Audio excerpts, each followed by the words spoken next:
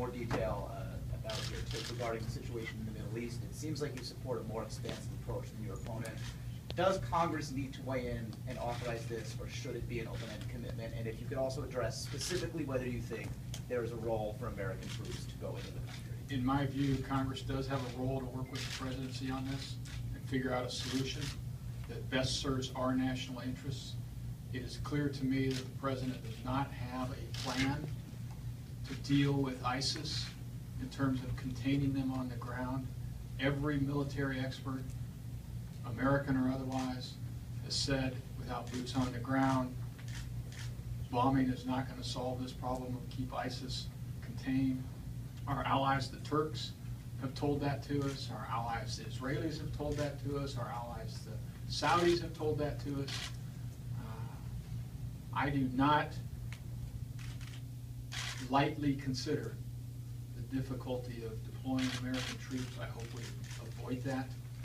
But if the president's not going to take the threat seriously by not reading his daily briefings, presidential briefings for a year, then the rest of us who have the privilege of serving in office are going to have to do the heavy lifting.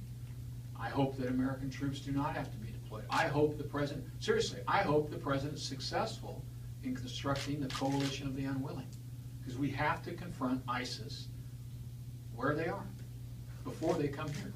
Yeah. So in your estimation, who won tonight's debate? Oh, I won tonight's debate. All you heard from Congressman Bera is more Washington, D.C. political doublespeak. I mean, he talked about no budget, no pay, which anybody who's sufficiently knowledgeable knows has accomplished nothing. I mean, he still received his $300,000 in pay over the last couple of years. He never voted for a budget. I mean, the no budget, no pay is just a complete sham. It's an excuse. He's got nothing to talk about, so he talks, I mean, just like most Washington, D.C. newbies, he talks about accomplishing nothing.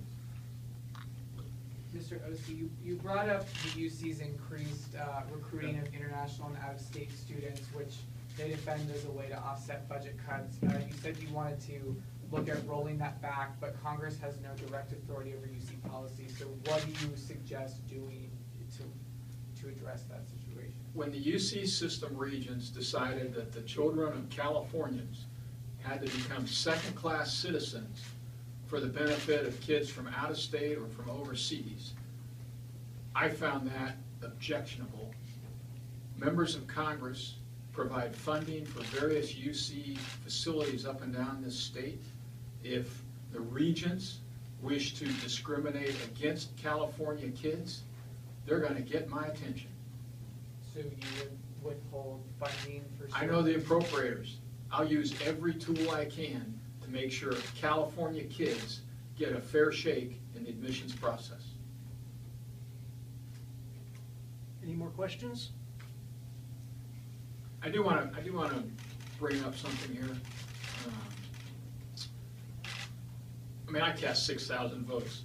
Congressman Bera asked me if there were 3 that I could cite where I stood up to big business. And having 5 minutes, I've actually identified 3. Number 1, I said McCain-Feingold. Big business doesn't want to disclose who they're giving money to. They want to make sure it's in the dark. I voted against that. I took considerable heat from my own party and from corporate America for that. The energy bill that Billy Tozan passed, I voted against that because it cost, in the ethanol mandate alone, it would have cost Californians $5 billion a year. And big oil and big business and Wall Street was in favor of that. And finally, in 2008, when I was out of office, this isn't a vote, but President Bush came to the Hill and asked for TARP. I'm on record in the Sacramento Bee saying that's a bad idea and doesn't need to be done. I have a record of standing up when things are not right, and I will continue that when I serve in Congress again. Anything else? Well, thank you very much. Okay, thank you all for coming. You have 1 minute 30 seconds to save for your next debate if you want to put that in the strategic minutes reserve. Thank you for your time.